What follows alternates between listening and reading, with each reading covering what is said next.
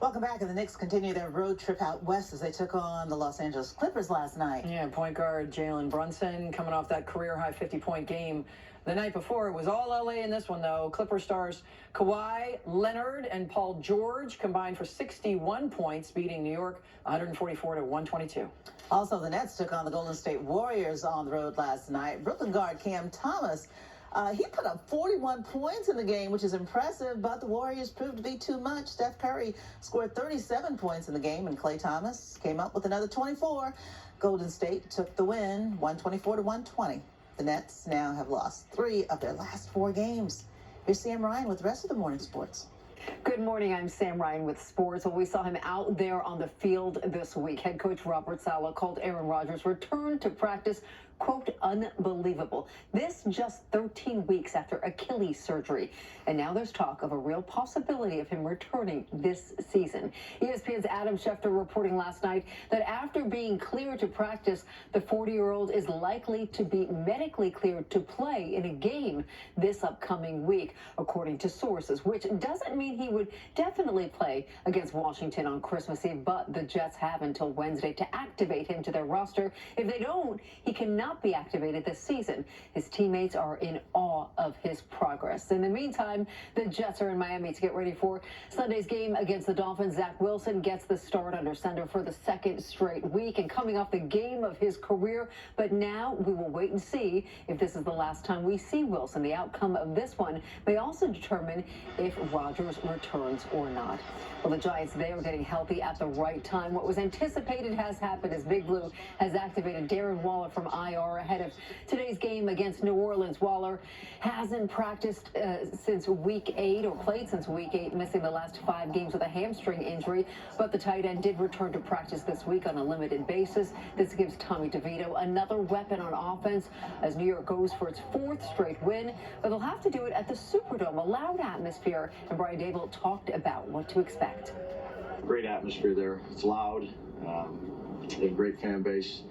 So you gotta try to prepare the best you can. You make it as loud as you can. The communication is of utmost importance. It's a challenging environment to play in. Hoops, Rutgers beats LIU by 22. Hofstra wins at home against Norfolk State, and Iona loses to St. Joe's. As for St. John's facing Fordham at the Garden, early first half, Glenn Taylor wide open from the corner, knocks it down. Johnny's out to the early lead. Later they have Fordham on the breakaway. Joel Soriano chases down, and emphatic reaction there. 20 points, 11 boards, and 3 blocks for the senior from Yonkers. Second half, Johnny's up double digits, and now they're going for style points. Chris Ledlum, the reverse jam. St. John's all over Fordham, 77-55 the final. UConn women hosting Louisville in Hartford. Paige Becker's honored before the game for reaching 1,000 career points in UConn's last game. So how did she follow that up? Having a career-high 5 blocks. Oh, she also hit 4 3-pointers and finished with 20 points as the Huskies pick up a big win, 86-62 against the 18th ranked Cardinals. So the Eyes, 2 of the best teams in the league, facing off in Boston. 3rd period, Bruins up 1-0. Rangers on the power play, and Vincent Trocheck evens it up at 1, and we are headed to overtime. So in the extra session, it is Trocheck doing it once again for the Blue Shirts.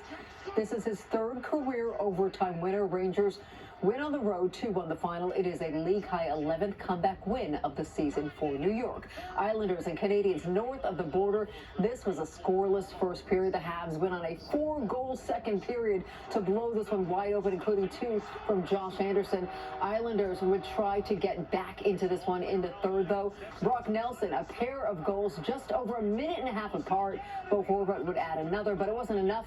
Canadians win 5-3 the final. And the Devils on the road at Columbus, but this was the Jack Hughes show. He scored early and often, 47 seconds into this one to put Jersey on the board. Hughes with a goal in each period of the game for his 2nd career hat trick, and the Devils go on for the 6-3 road win. And that's a look at sports. I'm Sam Ryan. Have a great day. All right, you too. Still to come on Eyewitness News. Everybody's been talking about getting their shots. Growing health concerns. The CDC warns against a rise in flu and COVID cases across the country. Plus, why having renter's insurance is more important than ever. 7 on your side's Nina Pineda breaks it down. And Danny Beckstrom tracking the AccuWeather forecast as 2 storms come and meet up here. It's rolling in later today.